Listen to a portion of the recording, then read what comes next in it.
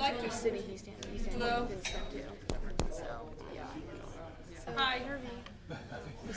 Make a decision. I'd like to call the Winnacunnet's regular school board meeting on July. Okay, I'm gonna start all over again. All right, May 13th, the Winnacunnet School Board regular meeting is called to order at 5:31. If we could all stand and pledge allegiance, please. Pledge allegiance To the flag of the United States of America and to the republic for which it stands, one nation, under God, indivisible, with liberty and justice for all. Thank you. I'd like to open public comment at 5:32. Do we have anyone here for public comment? Yes, sir. Do I have to go to the mic? Yes, please. All right, how you doing? Good, how are you? And if you Good, could please good. just state your name and where you live? Steve Hogan, 50 Lock Road. First off, we'll start with some compliments. Thank you all to the board for volunteering your services. I appreciate it all. I know this job is, to say the least, awful. You do a lot of it, so let's start with that. I'm questioning the parking permits and the parking tickets handed out to students here. I find that very unfair. This is a public school funded by taxpayers for the public parking lot. I don't see how we can charge students only for parking and hand out tickets for not bringing the right car that was allowed to get a parking ticket, a parking permit in the first place. So I'd like to see that removed. I know it's a policy. Many policies have come over times and been removed. I would really want to see this removed. My daughter received multiple tickets for bringing a different car. Gus is the gentleman's name, who likes to hand out tickets and have a little verbal talk while handing out the tickets. We don't need that. If you want to do public parking, everybody has to pay for parking, including the teachers, faculty, and staff. You have to put meters out there. You need about 3 or 4 meters out there, which is 20K. I don't think that's in your budget. So, that's all I have to say. I'm hoping we can get that removed. I will follow up with it. Great. Thank you for your time. Thank you very much. Thank you. Anyone else? All right, and we have a couple of presentations this evening. Who are going first? Robotics? Who's going first? Who would like, Robotics. Go for it, robotics.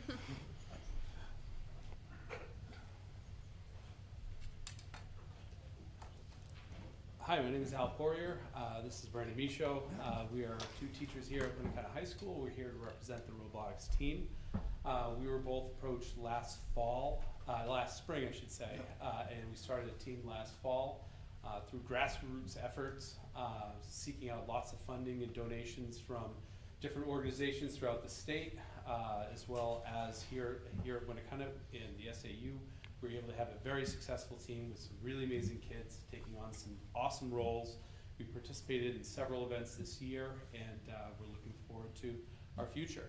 So rather than us talk, I'd rather see our team members talk and talk about their experience. Okay. Hi, my name's Anna. I'm a senior here at Winnacunnet. I joined this team this fall, and I came in with absolutely zero experience in robotics ever. Through this team, I have learned to code. We code in Java. I've done pretty much the entire code for all 3 robots that we've built and programmed.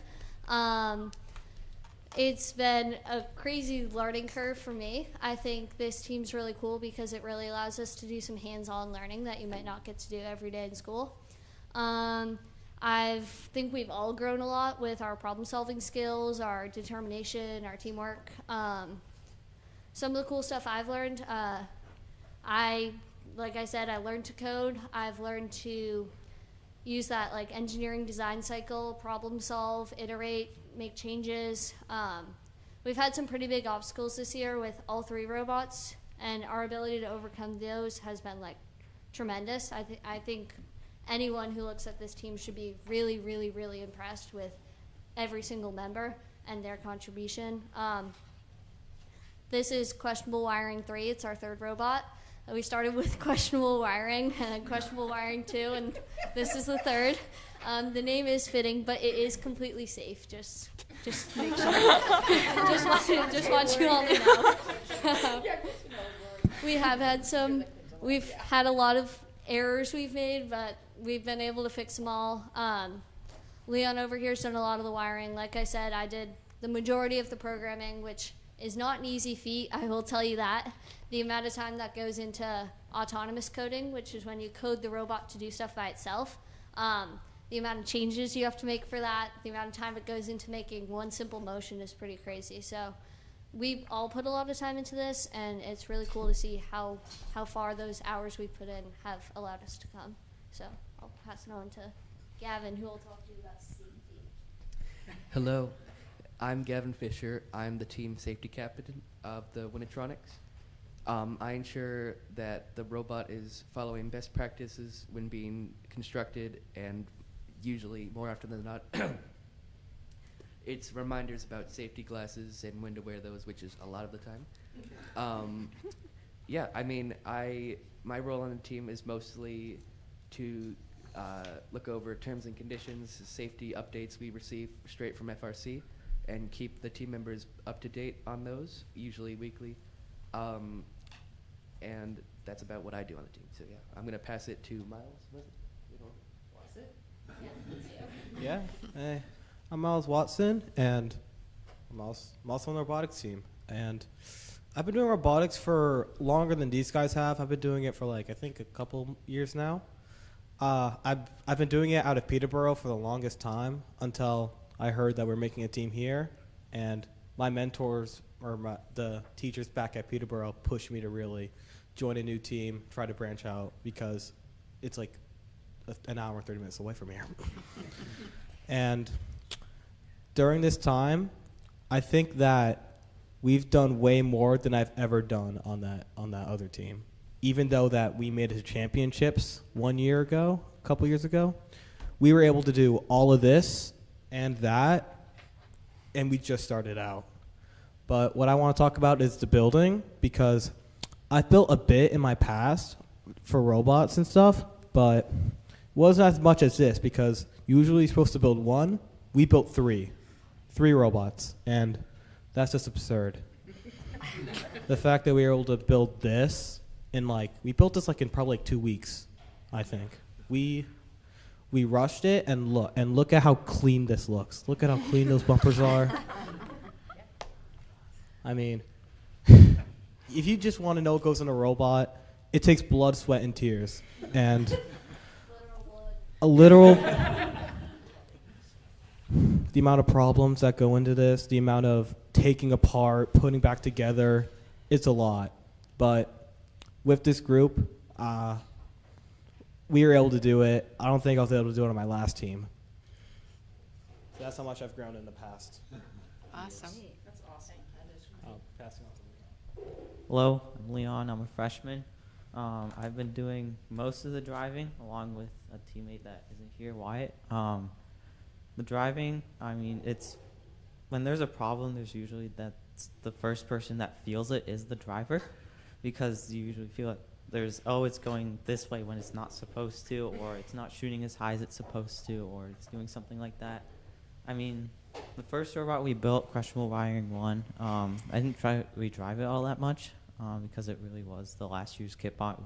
We didn't use it. So I really started driving our second robot because that's the one we drove at our first competition. And I had discovered the strategy of pushing balls and just kind of feeding the other better teams scoring, basically. So we just push balls or play defense or something. That worked really well for us because we won the event. And then our second event, I was driving this.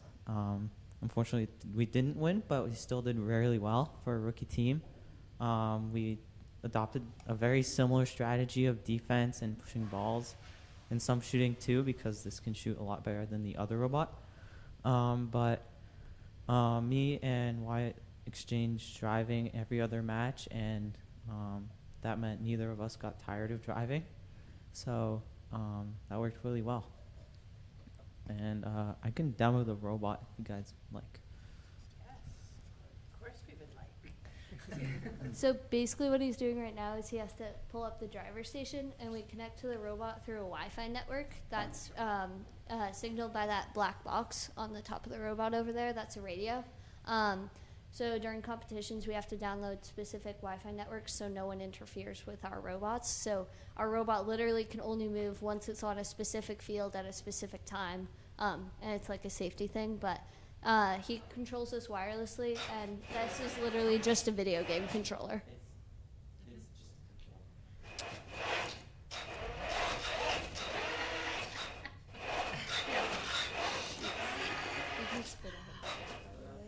Can you make it throw a ball? Oh, yeah. Oh, well. don't. Not lots of them. Get ready. Oh, yay. Woohoo.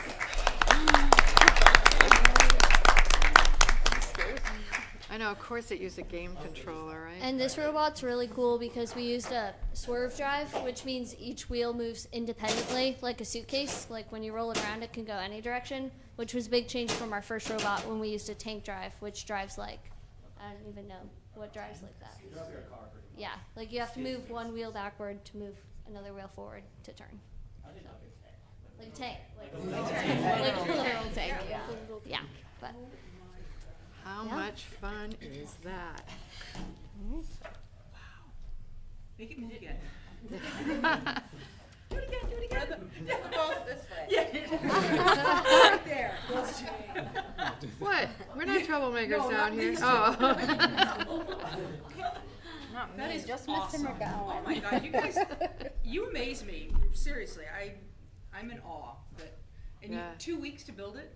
Yeah, that was a lot of hours. I was just gonna say, how many hours do you think you put in to build it? I mean, at least I can, if I'm speaking for myself, I think by that last week I was putting in like over 20 hours that week.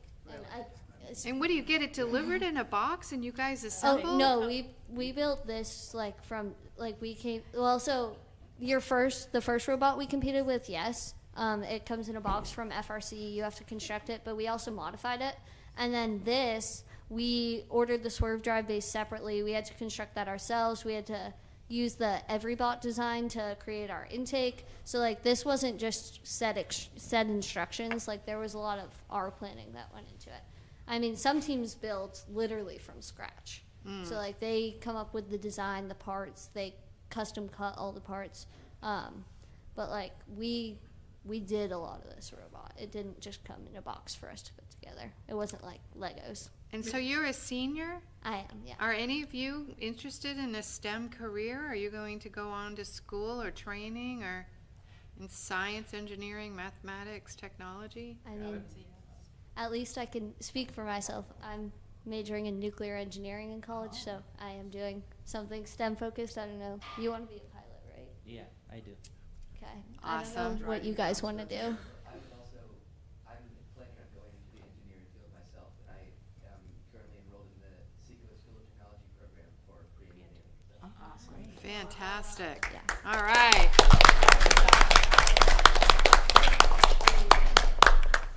And Miles, what year are you? I'm a sophomore. You're a sophomore. Are you, so senior, sophomore, senior? Freshman. Freshman. Oh, freshman. Oh, that's right, freshman. Oh my Yeah, Lord. we really have all age ranges, and I don't think I ever would have met these people if it wasn't for the club. Like, I don't see them during school, so I mean, it's pretty cool. Is the Yeah. team only 5 or 6 people? No, we Or is have there a more bunch people. more? So, yeah, we have Grace over there, and then Captain and founder of the, Oh, one of the yeah. founders and captains. Yeah, they both.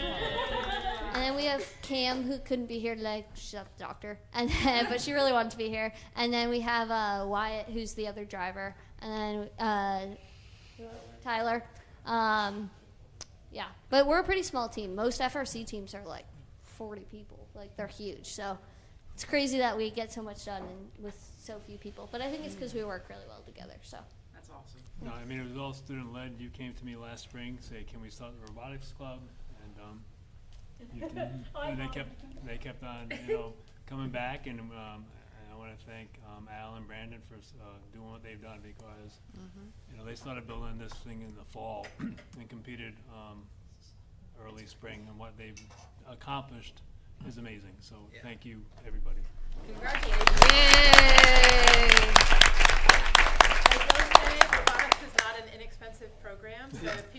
watching and want to donate to the team, you can reach out to the Yeah, school. and this really is a tremendous group of kids. I couldn't be more proud of them. We won several awards, as you can see on display here. At our first event, we won the Rising All-Star Award, and then at our second event, we won the Rookie All-Star Award, and we were on a competing championship team that was at the Bedford event.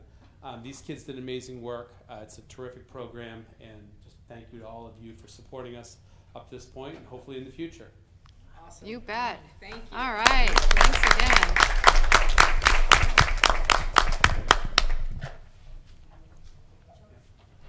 Oh, we got the rest of the meeting to go. It looks heavy. Two people to carry on.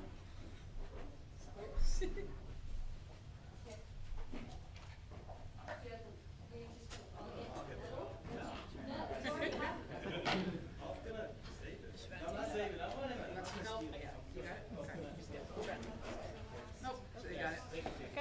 Also, shout out to Charlie's mom. She made the muffins. Yay. Thank you all. Thank you.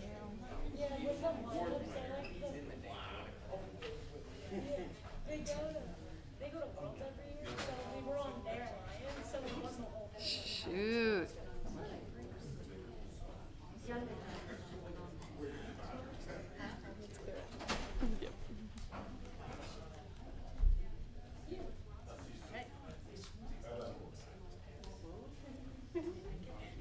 Continue to ROTC. Next up, ROTC.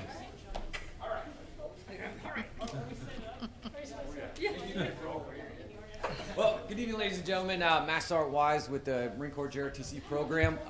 Lieutenant Colonel and I are very proud of our group this year. We've accomplished, a lot of things. It hasn't been, very easy. We make it challenging for these cadets, and I'm going to have them explain what we do, why we did it, and what we're planning to do in the future. I would like to take this opportunity, though, to publicly thank the Friends of Winnacunnet Foundation for helping us with Operation Windbreaker, which the cadets will now model. Very nice. Yay. With their assistance, we were able to purchase 100 of these, and they will be recycled, or not, I won't say recycled, but issued throughout the school year. So that students, they're going to take them on loan so we can keep them going throughout the year. It's a great material. I think they did a great job. Locally venued out of Seabrook, and it just makes our unit look a little bit more, in sync in the camaraderie, as well as the kid thinks it's very swag, and also has riz. So, without further ado, I'm going to introduce my commanding officer, which is Cadet Captain Jameson LaFleur. One of my senior staff NCOs, which is Cadet Gunnery Sergeant Grace Bramhall, and my top NCO, which is Cadet Corporal Elise Shannon. All right, and they will discuss. Thank you. All right, hello. I'm Cadet Captain LaFleur, commanding officer. I've taken that responsibility and been given it graciously. I want to talk about Raiders and what it has to do with our program. It's a new thing that we've kind of adopted since last spring, and I was the first Raiders team captain here as well. We were luckily able to place in a couple of our competitions, mainly being very high, stress environments and situations is the best way to put it. Lots of running, lots of obstacle courses and everything, very boot camp military-esque. It was a great time and everything. We had many cadets, probably around 20 now on the team, and they're all we're working out almost every day after school and really getting our practice in. And based off of that, we're also doing stuff with medical, where we're learning how to do tourniquet and first aid to victims, basically. It's very important, I think, especially for people going in the military. It's very good training, along with knot tying and rope bridge. That's another one. So we're really trying to cover all the bases of Raiders, where we compete also against lots of other JRTCs from those states. We've been competing in Mass of recently. Last Saturday, we just had a Raider competition at Peabody, Mass. And this upcoming Saturday, we have one in Salem, Mass. And then our last one is in Assabet Valley High School, June 13th. So the day after school, so or as school ends. So it's exciting, but we're really training to keep going with that. So thank you for listening. Appreciate it. Thank you.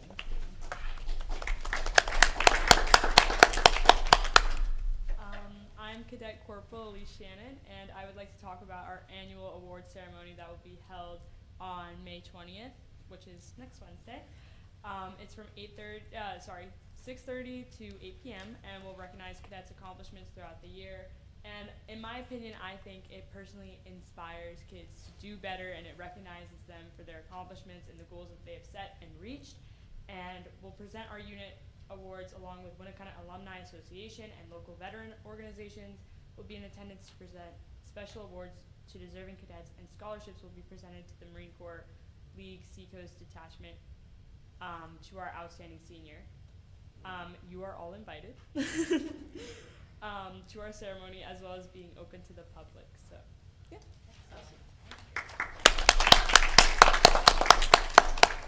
Hi, I'm Cadet Gunnery Sergeant Bramhall.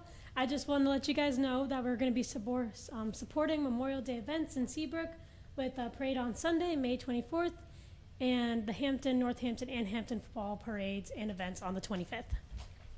Great. And I'm back. So finally, my favorite thing that we do is we hold a summer camp. This year it will be June 29th to July 2nd at Camp Edwards, Camp Cod, which is where we were last year as well. And cadets will have the opportunity to participate in challenging training with cadets from other schools. Last year we were with the school from Georgia, so that was a really fun opportunity to meet different people. These trainings will incorporate high adventure training and challenging physical activity. The goal is to develop the leadership skills of senior cadets and expose the more junior cadets to team building activities that will develop them into future leaders for their program. Activities have included and will include leadership reaction course, rappel tower, marksmanship simulator, Black Hawk flight demonstrations, physical training, and conditioning hikes, and many more. This is no cost to any of the cadets that we have in our program, so it's a really fun opportunity for kids to be able to venture out and sort of get more involved in our program during the summer. Thank you. Awesome.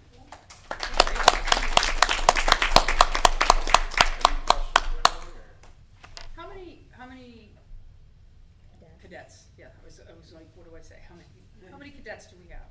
Currently 55. 55. That's right. And we want more. yeah. more.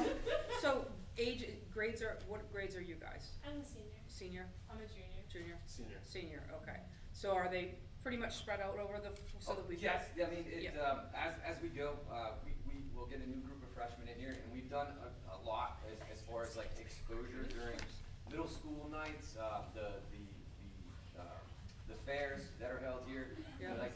We did a presentation for small groups of middle schools to give them you don't have to join the military to be a part of JROTC. It's not we don't expect anybody to join. Some of them do, like this guy. He joined the Air National Guard, and he'll be going to boot camp this summer. Yay! We have 4 other ones that have either joined the military or will join the military by the end of the year. And as far as I know, that's the most I've ever had, as being an instructor. It's usually 1 or 2. Right. But we try to explain to them the real opportunity is to build your resume. Is to be able to make yourself competitive, especially with the amount of community service hours we put in, as well as the scholarship opportunities, and just telling them to do something. This is your high school years. You should, just get involved. It doesn't have to be JROTC.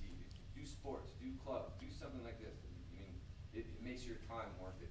And try and be a kid as long as you can, because it doesn't get any better.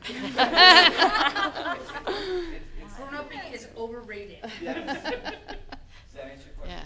It did. Thank you so much. Well, we appreciate you, and congratulations on all the success that you've had in the program. Perfect. Thank you. All right, and good luck next year. Thank you.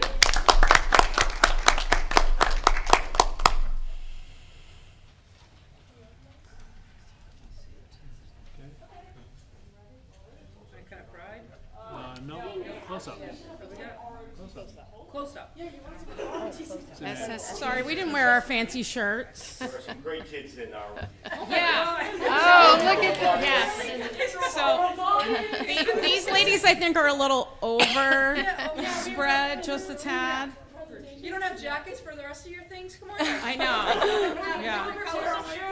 Their laundry must have been dirty. We had purple shirts this year with the cherry blossoms.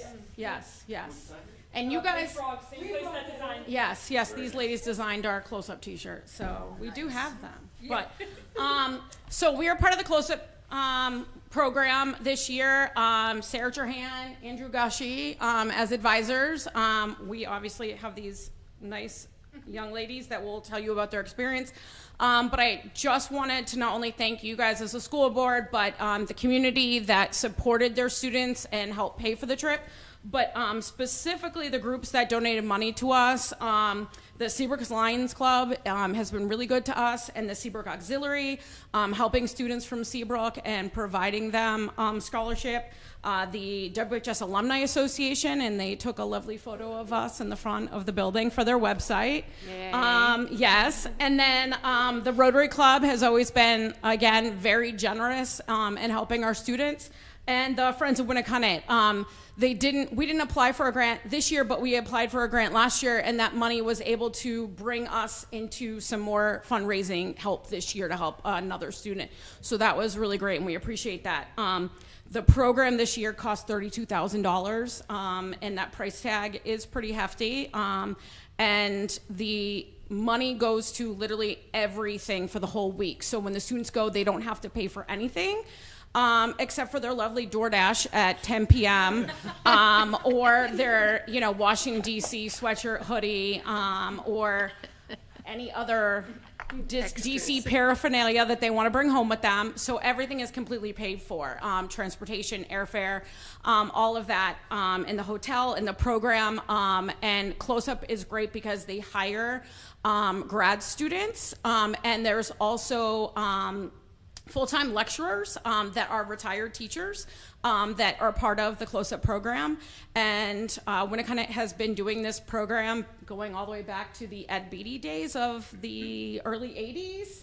Andy and I have not obviously been doing it that long, but they have gotten to know our school and our program, and so they love having us come every year because they know our students are responsible and they love to learn and are respectful of the space, because we do share it with the public hotel when we're down there, that when we're in the convention center, and so they're always very thankful. The other thing we wanted to say is that Andy and I are very appreciative because not only are the students learning, but they have a teacher program, and that Andy and I are able to go out and they send us places where they teach us how to incorporate some of the things around DC that we normally wouldn't experience here at Winnacunnet as teachers, that we're able to bring back to our classrooms. Like this year I was able to go to this really interesting art museum where I was able to see different types of art that I could bring back to my US History 2 students.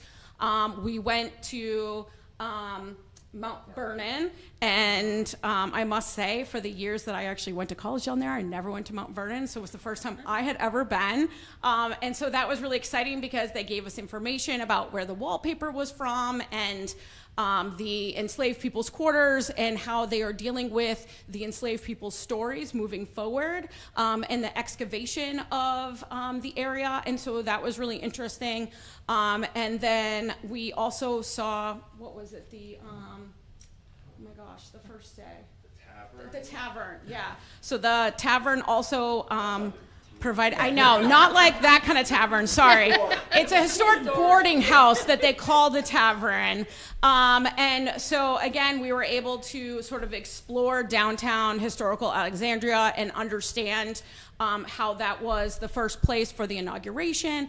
And so again, Andy and I are able to bring that back to our AP students, our US History 1 and 2 students, our civic students, and take what we've learned and give back to them for those that don't go or can't go. And so we really appreciate it. And again, we try to really take every student that would like to go, and if financially it is beyond their means. And again, we would like to shout out to Mr. McGowan. He's been very supportive of helping us find ways to get students that can't financially afford it. And so we really appreciate that. And these two ladies are going to talk about their experience as a student. Hi, I'm Elise Shannon again. Still. And I would like to talk about sort of my perspective shift that I had during close-up. And obviously, we went to a bunch of memorials, and they were incredibly cool to see. And I met so many different people that I'm still in contact with now, like people from Alaska, people from Montana, Michigan, Alabama. Arkansas, Alabama, like so many different places. And when we went into workshops, which is a little group that we had, and we talked about what we learned about throughout the day. And one of the days we had to talk about a bill and then redo it and sort of come up with our own idea of how to solve the issue. So I went into the immigration group, and I sort of realized that on social media you see like such a huge division of like what people's perspectives are. And I think that for our generation specifically, like that really like divides us, especially like social groups and like where we choose to go, the people who we choose to talk to. And then I realized that like it's not as divided as we think it is, and it's really just everyone's trying to reach a common goal. There's just different routes to take it. And I think that that was really eye-opening, and I bring that up to every single person that I talk to about this program because it is such like a different perspective. And it was truly eye-opening. Like now I think when I like talk to different people who I might not like specifically agree with, I'm like, there's a reason for this perspective. There's a way that we can get around this perspective. And I think it is so like important for young people to learn that. I also thought that like just the topics that they would bring up, the questions that they would ask at the end of every single memorial was so like insightful and very interesting. So yeah. I'm Grace. Still Grace. Still Grace. Like Elise said, honestly, the biggest thing I learned is that our opinions are so based off of where we come from and our own experiences that I just found myself a lot in this like program, because like I know when I got there I was kind of like nervous. I was like, I don't really know much about politics, and I just kind of go with the flow. And so I didn't really feel like I had a voice. And through this whole program, we worked on our political efficacy, and I find myself so much more comfortable sharing my opinions and my viewpoints and asking why and asking for questions and just kind of learning. I found myself like listening to a lot of the kids around me who had these experiences that I just couldn't understand. Like, this one's kind of funny. The South is a line dance for everything. My New England could not understand that. The church clap, never heard of it.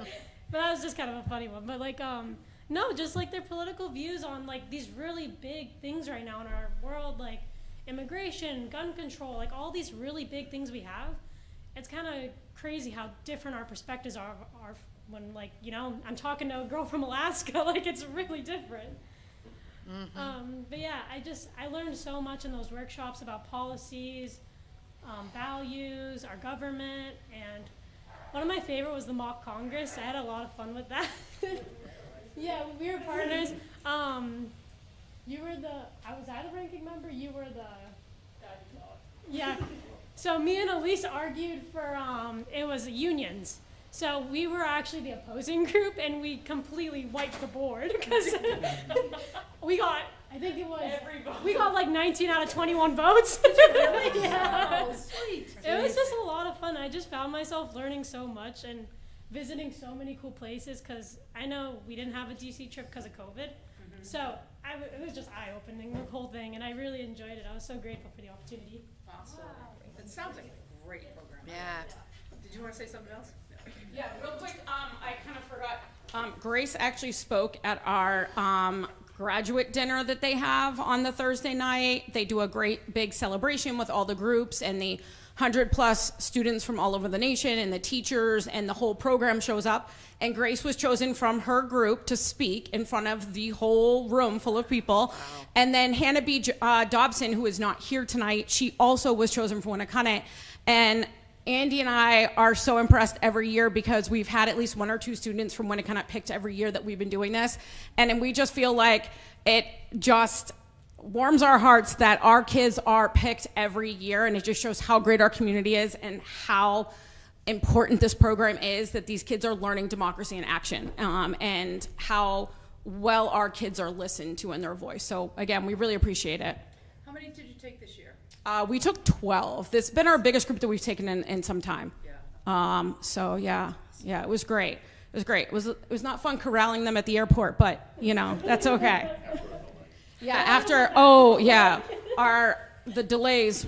We've talked about maybe not flying anymore because the delays have been insane the last few years. Well, no, we're thinking about the train. Actually, I've actually talked to Amtrak, and they are looking to get us a pretty good discount being a public school. So that's something, because we sat in the airport and we said if we had taken the train, we'd be there by now. Yeah. TSA was no problem. We walked right through, and it was really the delay, and it was weather. Unfortunately, it was foggy here, so we couldn't take off. Yeah. Interesting. Well, that'd be cool if the train can get you there. Yeah, we were like, and we always have a few kids that have never either left New Hampshire or never been on a plane before, and we're like, how many kids have actually taken a train ride? That is not really transportation that people do anymore. So we thought even that would be kind of a cool experience. Yeah. Congratulations, So, everyone. thank you guys so much. We appreciate it again. Thank you. We've mentioned the financial support. Well, without the support and the belief in the program of what happened, and that is the kids missing time. We all miss a week of school. There's the commitment to the ELOs that they can get credit and for their foundation, so they can do the program in the ELO. And there's a lot that goes into the program in addition to the money, but the educational philosophy. You buy into the philosophy, and we appreciate that. You see the value, and you see the value right here. So again, thank you. We appreciate it. Thank you. All right. Thank you very much.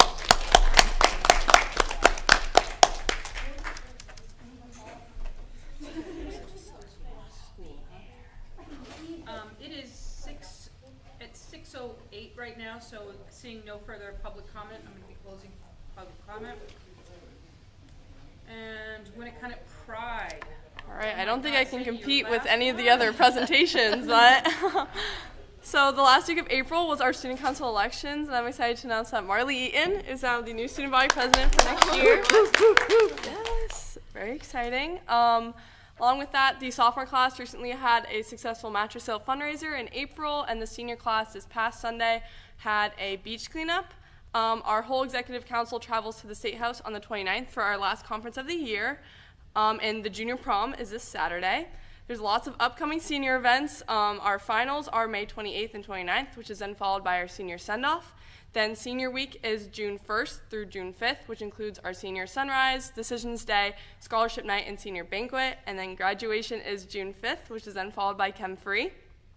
This Friday is the Winnacunnet 10-minute plays. The 19th is the ITS induction ceremony, and then the next day is the art show. The Triad Music Honor Society Coffee House Talent Showcase is Thursday the 21st. The National Honor Society is hosting a food and personal hygiene item drive the week of May 18th through 22nd. The ELO Expo is the 26th, and spring sports are doing great. Special shout out to our girls and boys lacrosse teams, who are both ranked #1 right now. Awesome. That's great. Thank you. So it's your last one, and we just want to thank you. Oh my God! Yay. Oh, thank you for your thank you so much. Oh my God. Get in front of the cameras. Oh no. Come on. Oh my gosh. Ladies. We wish you all the best. So much. Oh my God. We will miss you, but we have thoroughly enjoyed having you with Thank you us. so much. I've had a lot of fun at these meetings, and I feel like I've learned a lot about, I didn't really know anything about kind of how a school board works and everything like that, and I really loved my student body presidency, and I'm ready to pass the baton to Marley, and she's going to do amazing things next year. Without a doubt, I can say that. So yeah. Awesome. Well, thank you. And where are you going again? I'm going to University of Pittsburgh. Nice. Oh, that's right. Thank you. Thank you. Stay in touch. Yes, I will be here for sure. Awesome. All right. And we have minutes. So is there any changes that need to be made? And if not, could I get a motion to approve? Motion to approve the minutes from the April 22nd, 2026 regular meeting. Second. Thank you. Cole, second. All those in favor? Aye. Wasn't here. Thank you. Reports. First. Yes. Okay. Teacher and Staff Appreciation Week, so I just want to also acknowledge the hard work of our dedicated teachers and staff here at Winnacunnet. We couldn't accomplish all of the amazing things you saw today without the support of those dedicated teachers and advisors. It takes a village, and we have it, so we're very fortunate to have that. Also, many thanks to our parents and parent associations and community partners for their support. There are a lot of great treats for staff over the course of the week. Briefly on legislation, we held our legislative roundtable. There are still some bills out there, so continue to follow along. We may not get final decisions on all bills till late June, because sometimes the budget doesn't pass until late June, so stay tuned. Our last student leadership team meeting is coming up next Thursday. Last night was our last parent advisory council meeting, so we'll be debriefing the year and talking about suggestions for improving and building on the work of teams for future years. State assessment is underway in our K-8 schools and wrapping up here at the high school. We do expect to receive the results of what is called our access testing, which is testing for English language learners or emerging bilingual students later this month. SAT results were made available to juniors. They have that information. And the individual state assessment results, as juniors also take the New Hampshire SAS for science, so those results will be available closer to the end of the school year when testing is complete. And that data is typically publicly released in the fall. You just heard a whole calendar full of end of year events, so I won't belabor those, but there's obviously a lot going on all the time, so keep an eye on your school calendar and principal newsletters for all of those details, including graduation. I will acknowledge this was not on my list, but we do have a survey that will be going out to all staff, all parents, and with parent permission to students, just to look at climate and culture across each of our schools within the SAU. So look for information about that this week and help spread the word. And then finally, we'll have our last joint board meeting of this school year on May 27th. There was a meeting of board chairs in early April to plan the retreat that we held on May 6th. And the retreat on May 6th was great turnout, and it was an opportunity to talk about values and mission of the boards, as well as communication and collaboration. So thank you to board members for carving out time for that work. Perfect, thank you. You're welcome. And we have, Shay's report is in there, and our next one is is it Mary? Mary? Yep. Yeah. Student Services Report. Thank you so much. My report this month is in the form of giving you a snapshot of our annual LEA determinations report. I won't go into too much detail because you have heard this from me every year in terms of why this happens. As you know, it's a requirement of the Individuals with Disabilities Education Act, and so they ask the states to take a look at all of their districts and see how well we're doing on a set of criteria that we look at. So just as a reminder, there's the 4 categories that were scored. We want to be obviously in the green and meets, and as a reminder too, when they look at each of the categories, the 0, getting 0 points is the best score. So I always tell everybody that this is like the game of golf. We want as few strokes as possible. There are 4 categories in this review, and the first one is around what they call results.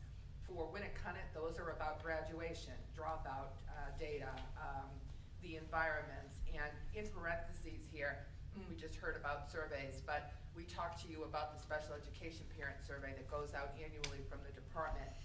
It is not counted this year, but will be next year, so that's why it's in parentheses there.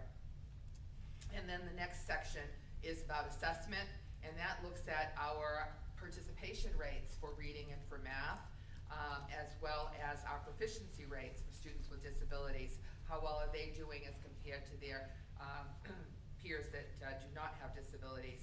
And then, what about the gaps, and how are we closing those gaps? So those are the first 2. And then the second 2 areas are compliance, which is all about suspension and child find and transitions. And then the last one, which they changed up on us quite a bit this year, is called other factors. And in that, they really are focusing now on the grant, the IDA grant, and how well we are meeting our compliance indicators with that. We get a score in each of the 4 categories. They look at it all across, and then they give us an overall rating score. And so that's what this summary slide is about. I've squeezed it in there so that you can see all of the years that I've reviewed with you over the past few years. And there is a little bit of good news here. So if we look down at the bottom row, that's our latest data. By the way, the data is always a year behind. So we just received this in April of 26, but all of the data that they used to come up with this was from 24-25. And they do that because they set a target. There's a state target that they set in each one of the indicators, and then there's an actual state average. So if we meet the state target, we get the 0 points. If we don't meet the state target, but we meet the state average, we get the 1 stroke point. And if we don't meet either, that's when you get a 2. So in each of the indicators, 2 points is the highest you can get. So you can see that we just squeezed out in results because we had 30% of the points, 3 out of 10, but that still kept us in meets. We can only achieve 30% of the points to stay in meets, but we squeezed out there. And then in the good news I wanted to tell you about is in assessment, you can see that over last year we did better. So we went from having 83% of the points in the previous round to this year having 77%. So that's a slight improvement. Still put us in needs intervention. And then in compliance, more good news there. We actually had 0 points, so that was an improvement over last year.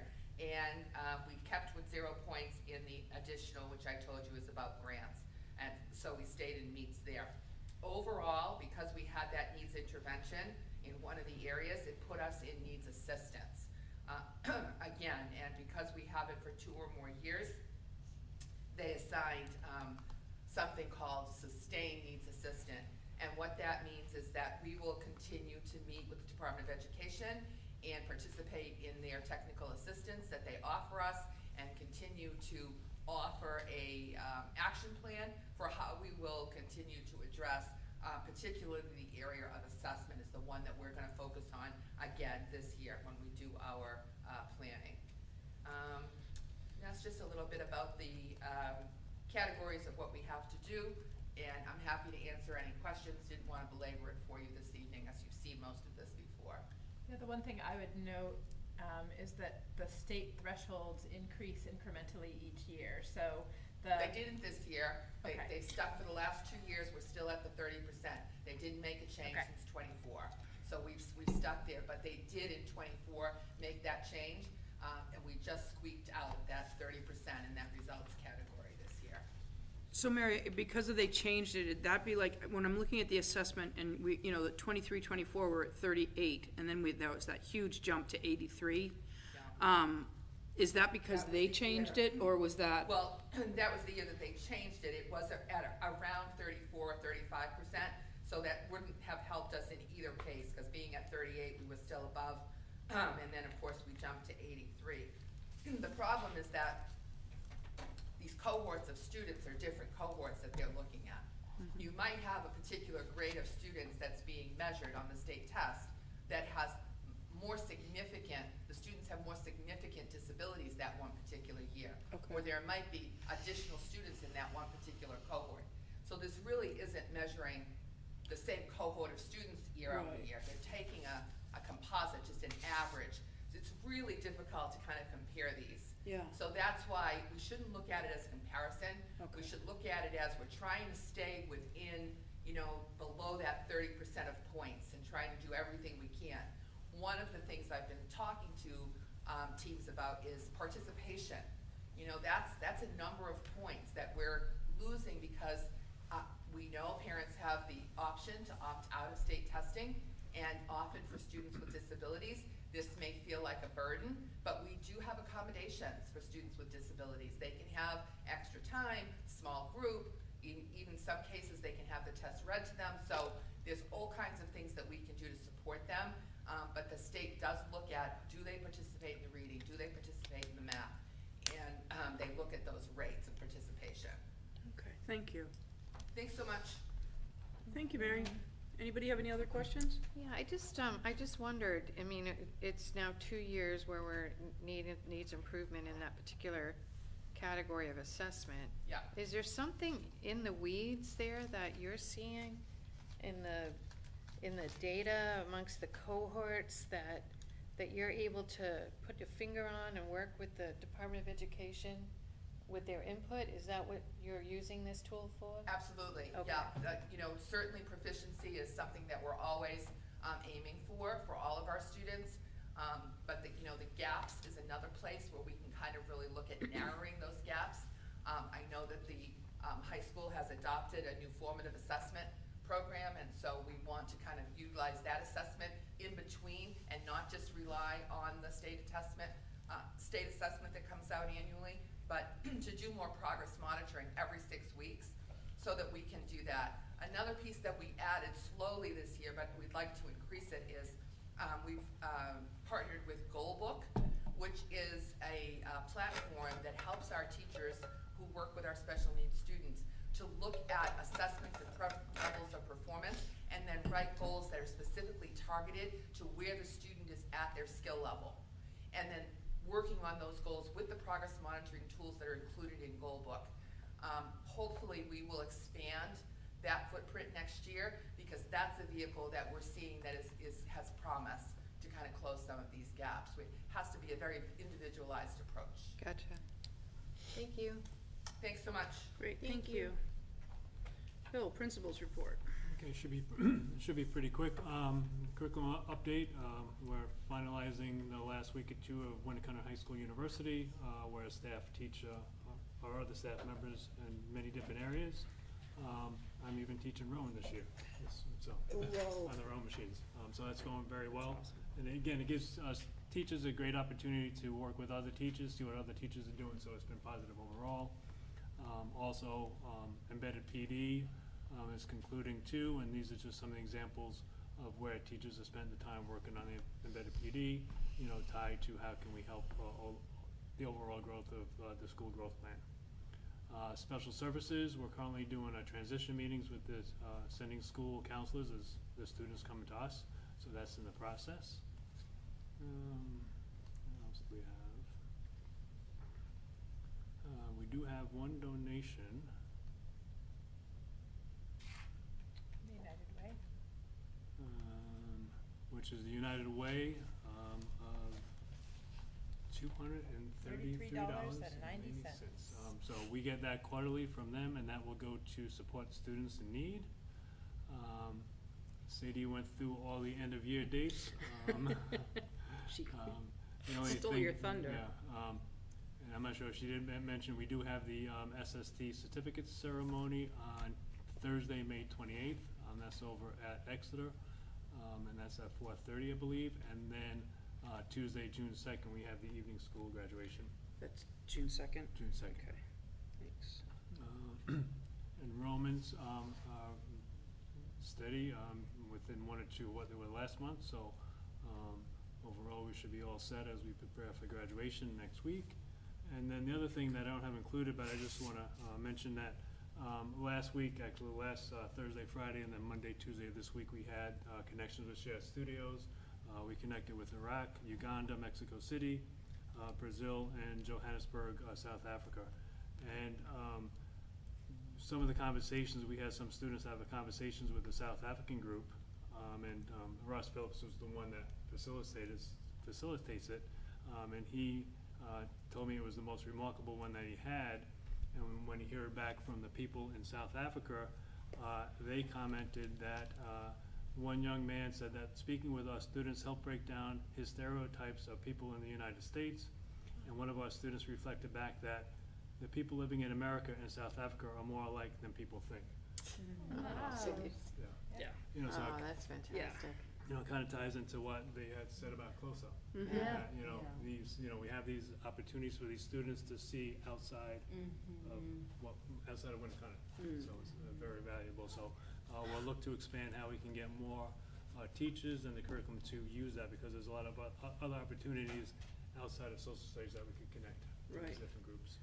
That's awesome. I love that program. Yeah, I wonder what their impression was of the of people in the United States that we were able to turn them So, around, so. I mean, you know, sometimes they do have discussions, but then sometimes they just stop playing music and dancing back and forth. It's awesome. You know, So sweet. how this, you know, they have the same likes and interests, and so it's fun to watch. Well, and I thought that was amazing too when they were talking about close-up. Is I loved their perspective of, we're more alike than we think, and learning to listen and see that people are coming from different perspectives, and that's where, you know, like there is a common goal here, you know, and we are more alike than not. And I loved the fact that they are learning that at 16, 17, and 18, and not waiting till they're 80 and 90 to decide, oh, wait, somebody else might have another opinion. It is wisdom beyond So- their years, it seems like. Yes, and it was just, and I love the fact that they felt comfortable enough to say that here, so that more kids will hear it, and more, not kids even, just more adult, everybody will hear it, that it's like, God, if we could just clone this group of kids we have. And I think the important piece, as Bill says, looking at how we can expand opportunities to make sure every student has some sort of opportunity like that, right? To be connected with the larger world and with people who aren't just like them. Right, exactly. We have a very homogeneous community here that's very privileged in most circumstances, so it's good to see. I went to close-up when I was in high school. Did you? And I had that similar experience of like meeting people from the South who had like very different life experiences than I had, and it was very eye-opening, so. Yeah, can you imagine they called a water fountain a bubbler? That's what they call Ryland. Oh. Bubbler. And soda is tonic? Oh, tonic. yeah. Depends on where you are. I didn't even know in the English language there were more English languages, Exactly, no, it is, anything that we can get these kids to see outside of their front doors is, I think, amazing. It just, you know. And off the internet. Yeah, like face to face rather than, and I loved the way that they said that too, right? They were talking about, you know, what they see on the internet is dividing people, and yet when you sit down and talk to somebody, we're not as far apart. So, lesson learned, people. I love it. Our finance reports and. Do we have to vote on accepting the United Way, or is it No, below because the it's threshold? not. Below the threshold. Okay. I already accepted it. Yeah, it's already spent. Where's the check made out to you, Bill? Our finance report and our facility reports are in there. We have continuing business, which we don't have any. Correct. We have the award of bids for the Chromebooks. Yes. So Dr. Ferreira is not with us this evening. However, we concluded the bid process. There were bids sent directly to 6 vendors, 2 of whom submitted bids. And we are recommending the award of the bid to Connection in the amount of $171,564.40. That would be coming out of the operating budget. We did know after budget, but before we get to this point, that the costs were increasing pretty significantly. So you'll see we budgeted $116,000, and that's hit us across the districts. So we did identify places in the budget. Jason in IT worked with Principal McGowan to identify places where we could make some reductions in order to cover that overage. So we are recommending that bid award. Thank you. Okay, so it's not gonna have an overall major impact, the $65,000. Correct. Okay. I know, but I wonder, you know, this is the line of work that I'm in as well, and I'm handling a lot of contractual issues around pricing because of worldwide challenges, not only with the oil and transportation, but other high tech factors. So I think during the budgeting process, we might want to be aware that we might experience shortages if we don't consider that in the budgeting process next year. I agree. Well, I will make a motion to award the bid for the purchase of Chromebooks to Connection, the amount of $171,564.40 for the 26-27 school year. Seconded. Thank you. All those in favor? Thank you. Thank you very much. School lunch recommendations? Again, Dr. Ferreira is not here, but every year we review our pricing, and there are worksheets that we go through. We are proposing an adjustment in the lunch price, moving from $4 to $4.25, and breakfast from $2.65 to $2.95. And that's based on increased cost pressures for both food items and supplies. We understand that food security is an essential component of student learning, and we don't, certainly if students are unable to pay, there are mechanisms to make sure that students are fed, but we are recommending that change for the 26-27 school year. Any discussion on that? Sad. Again, if we had a magic wand, I'd be feeding everybody for nothing, so, but that being said, unfortunately, we can't. But again, to reiterate, there are ways if you can't, and they're in place and put there. And confidential. And confidential, so that, there's no stigma attached to it at all. So the food is there for people, and I just want all the families out there to understand that there is no stigma, there's no judgment, no anything. Just make sure our kids are fed, because they can't learn if they're hungry, okay? So we do need a motion. Motion, please. Motion to approve a lunch price of $4.25 and a breakfast price of $2.95 for the 2026-27 school year. I'll second that. Thank you. All those in favor? Thank you. Thank you. Our next one is parking procedures.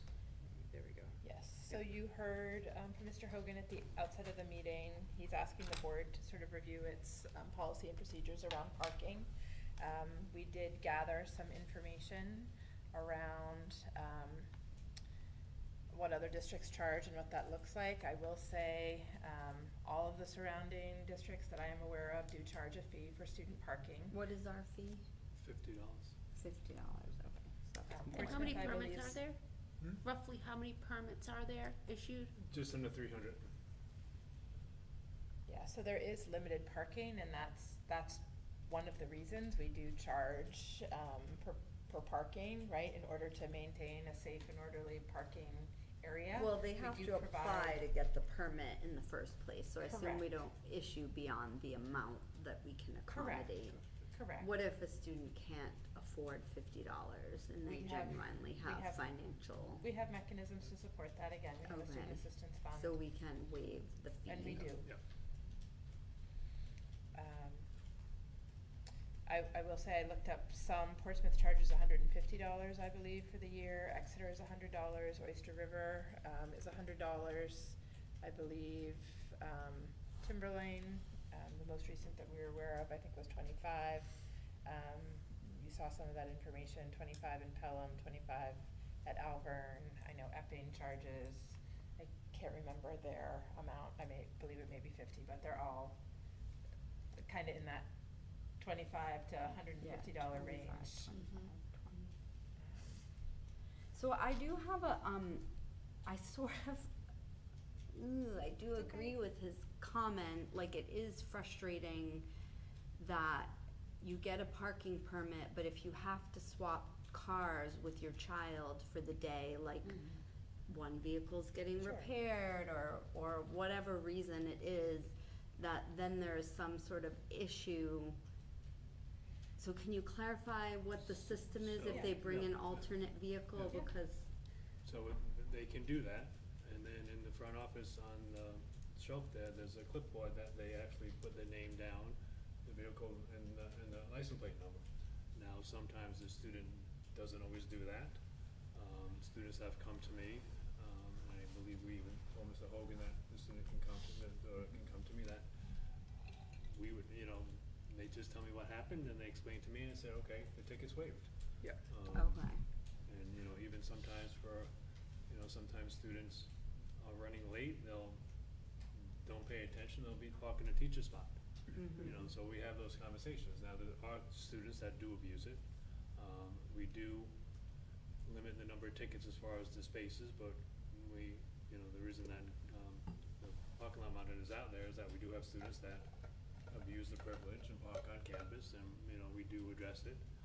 In the past, we have towed vehicles. I haven't towed in the last year or two just because I don't want to, but, you know, so again, there's always Those that. would be non-permitted vehicles? Yeah. Or if you saw one that didn't have a permit and it wasn't in the binder?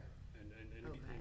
It was a repeated, And I repeated mean, vehicle. with the parking lot monitor, I mean, we recognize which vehicles, and we have those conversations, and we try to, and some of them, we don't have the funding, we don't have this, so we try to work with them. So, How much is the ticket cost? Like, $20 or $25. and is there, okay. And again, they can talk to, you know, they can talk to the assistant principals, they come talk to me, and, you know, we make we waive it, we don't wanna make life difficult, but sometimes we do want students to recognize that there's rules and regulations as outlined in the standard student handbook. I mean, if they were downtown Portsmouth or someplace else and they parked illegally, they may be towed. is the first offense and every subsequent offense a ticket? No, sometimes it's warnings, you know, so at the beginning of the year, Gus will give warnings. You know, I work with, you know, I do work with Gus to say, Bless you. you know, remind, you know, you're working with students, you know. Do we revoke parking privileges if a student has had more than one ticket?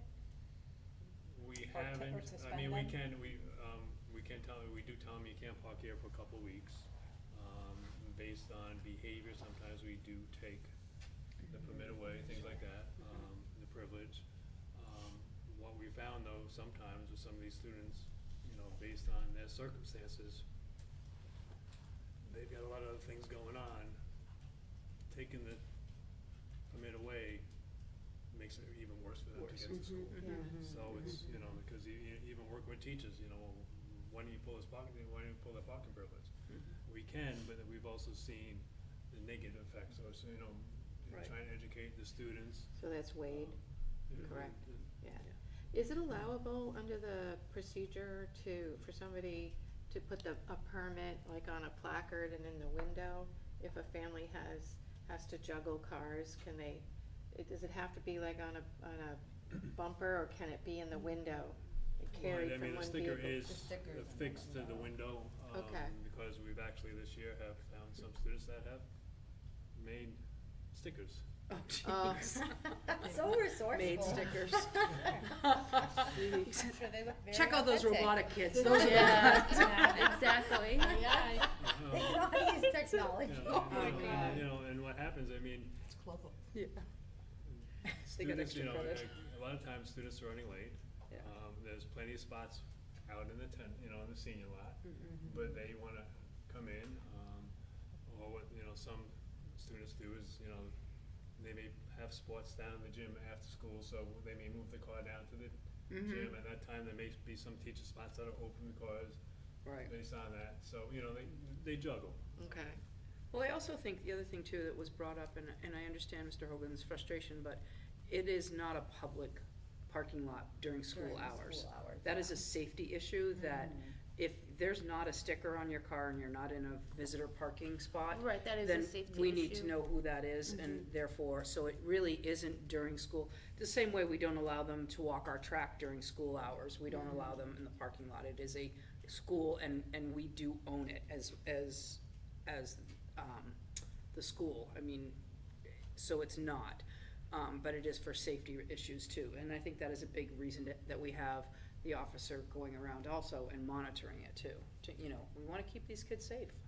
And there are buses, it is a privilege. It is not something that is a given, because we are paying through the nose for buses to pick up these kids. So they have that alternative.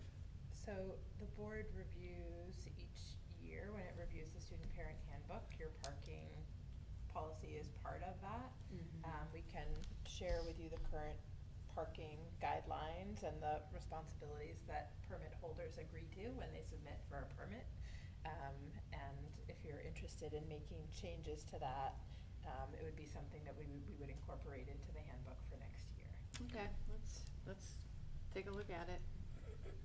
Sounds like it's working as practice. Where does the money go? That you pay for the It parking goes back into the Yeah, general it's fund. budgeted we budget it as revenue. Oh, okay. So So- last year, I think there the revenue as far as in the budget book was just over $16,000. For the permits and the tickets. Yeah. Okay. And then, how and much do we Gus's, pay the, whoops, sorry, oh, yeah. go ahead. No, you go No. ahead. And how much do we pay for the parking lot attendant? Just under 19,000, I believe. Yeah. Okay, so kind of So it's offsets pretty much a that. wash, it really does, you know, so, yeah, I think we can look at that when we, you know, in August, when we, go through the handbook, See all what right? makes sense, yeah. Okay, And, you know, this year I lost my parking spot when they renumbered. see, there you go. They started at number 2. So you don't park anymore? No. He rides his horse in instead. It parks for horse. That would be worse than dealing I love with it. the car. Oh my God. All right, our future meetings, we have a joint board meeting Monday, May 27th, and then our next school board meeting is June 10th.